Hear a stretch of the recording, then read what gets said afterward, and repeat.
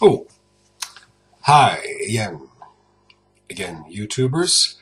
This is Björn from 78 RPM blog, and I thought I'd show you some new record vinyl, some new vinyl records that I found lately for the last couple of days after I got my salary. I have found some quite interesting and very cheap albums. Many of them are in the classical venue, and I thought I may do a special video with those records. So I will start this video by showing you some vinyl records that I found that aren't considered classical music. So first of all, I found a record that fills a gap in my collection. I collect the American Jewish comedian Alan Sherman, and I have all of their records, I think, but I didn't have this one. Alan Sherman Live, Hoping You Are the Same, on the Warner Brothers. Alas, this sleeve is, well, I'll show you. It's completely in pieces. So I never bought a record with such a beat up sleeve before. The record looks okay. It has the golden Warner Brothers label, so it's a stereo record, a stereo recording, and that looks fine. And I'll see what I can do about this sleeve. It will stay in my collection until I found a better copy, at least of the sleeve. There. Well, this is an album that I didn't even know existed. What kind of music may this be? Well, soca, or I don't know. It's a very typical 80s sleeve, you have to agree with that. This is the Swedish jazz clarinet player Putte Wickman, believe it or not, recorded this record called Bundas do Brasil for Sonnet in 1987. It is actually recorded in Sweden, in Sonnet Studios. Well, we have the keyboard player Wlodek Gulgowski and the bass player Louis Sau, who played on Sivuka's recordings during the 1980s, and drummer Carlos Bala, percussionist Joao Parahiba, and guitar player Neko. So this is a jazz samba album, although it has this horrible, easy listening, tropical party a-go-go sleeve. But still, I didn't even know this record existed, so I haven't listened to it either, but I'm sure it's probably quite good. Right. Oh, another comedy album. When I saw this in a charity shop in Stockholm, I thought, well, do I have it or don't I have it? So I took a chance. Of course, it only costed around $1. So, but I didn't have it. I thought I had it, but I didn't have it. It's Behind the Button Mind of Bob Newhart. Bob Newhart is such a great comedian, and I have several of his other albums. I didn't have this though, but now I have. It's also on Warner Brothers. This is a mono recording, or it has the grey Warner Brothers label. Oh yes, well, over to a favorite of mine from the 78 RPM era. Alas, I haven't got that many 78 RPMs with this guy. I think I only have one, and a rather bad copy. But I have several LP and CD collections with him. The inimitable George Formby. And this is an issue on the Music for Pleasure label. So it was a budget issue when it came, and I guess it's from the early 60s. It doesn't have this black and red label of later years. It has this blue-greenish music for pleasure label. And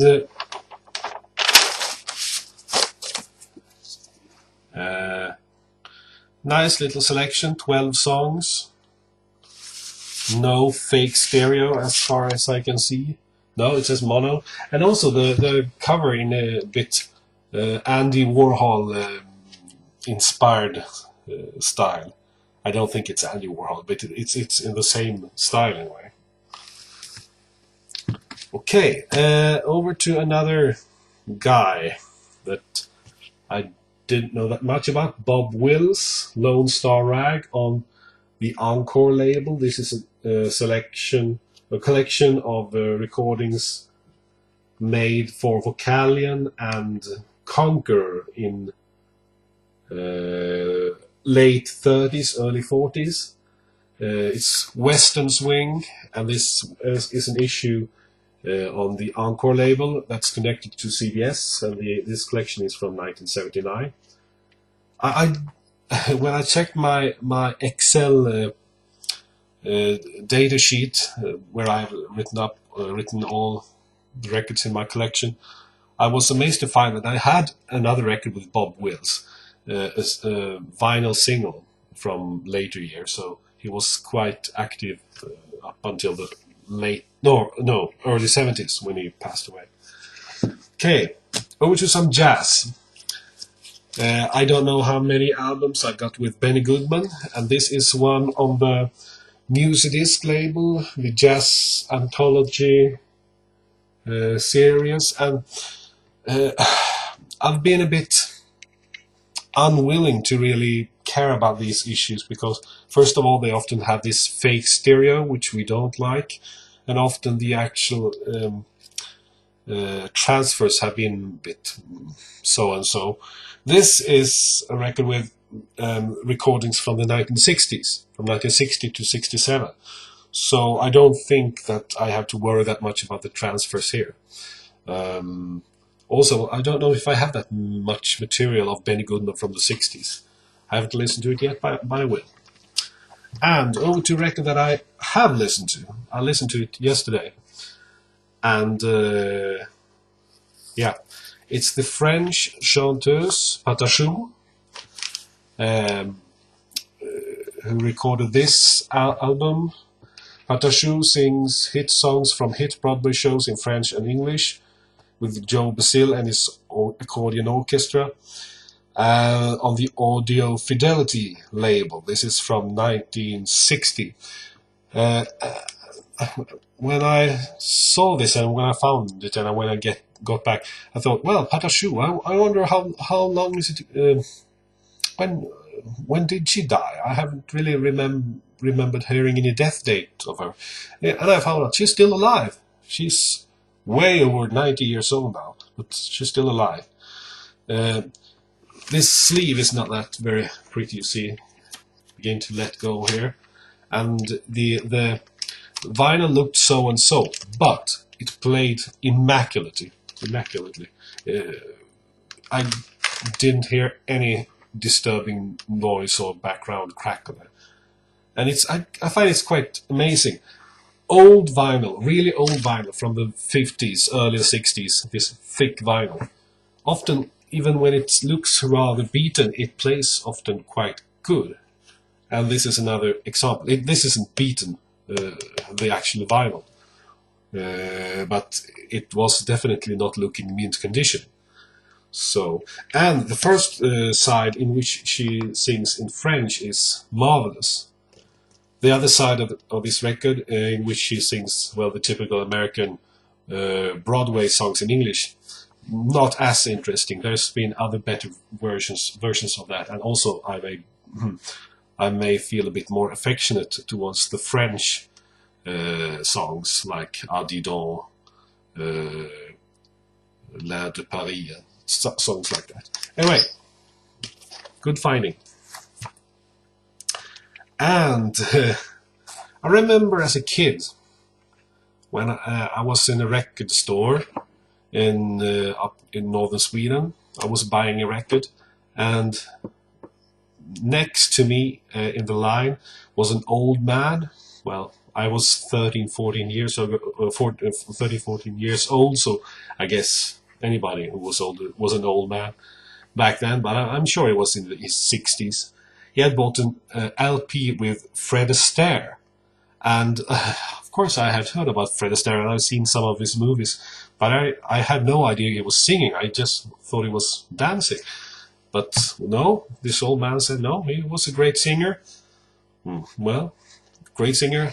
I haven't really had the opportunity to judge that, but now I found this rather nice compilation album called Nothing Thrilled Us Half As Much.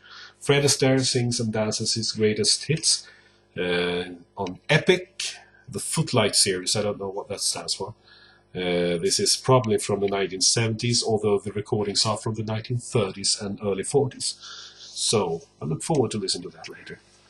Over to, let's take a huge leap in time now, up until the 80s.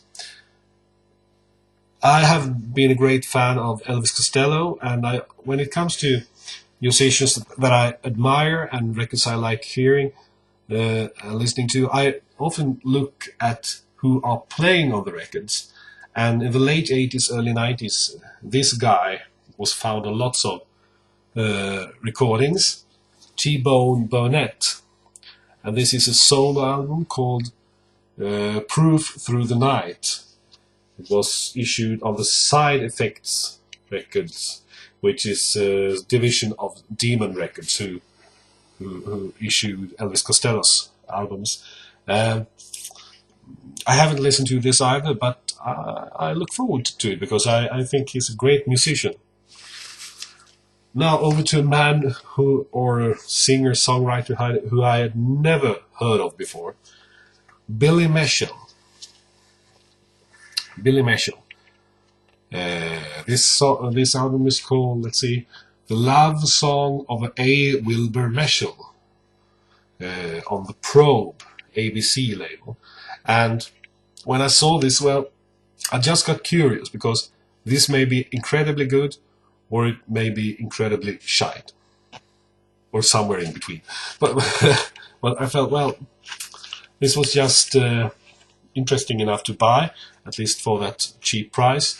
So I listened to it, and it's quite pleasant pop from the late 60s. I mean, not that super exciting, but it's pleasant.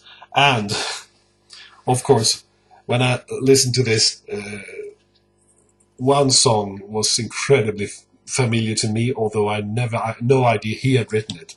It's called If You Could Put That in a Bottle. I'm sure many of you may remember that song, and those in Sweden who don't know what I'm talking about, I'll just say Liljenfors, En man I byrån. It's that song. So listen to this, quite nice. Okay, but this is the coolest and maybe weirdest record I found. This. Your Father's Moustache, over there. Albert White and his Gaslight Orchestra on Fantasy. And this is Stereo Fantasy with this rather loose label. Looks as if it's coming off. It's been pasted over. And it has a little cutout here, but otherwise it's perfectly nice. I haven't listened to it, but it looks as if it's old songs from the First World War. Like It's a Long Way to Tipperary. I tried to find out a bit about this Albert White, but I haven't had much luck. I found this record mentioned here and there, but nothing about this Albert White. And it's quite nice because I'll show you some. Well, first of all, it has this deep red, lovely vinyl, see-through, as you can see. It's like a jewel. And also, what I found was quite nice with this issue, let's see if I can bring it out, is first of all, this list of long-playing records from Fantasy Records. Long-playing catalog and full radial stereo discs. And stereo disc from Fantasy costed $4.98. Wasn't it here that there was something else into?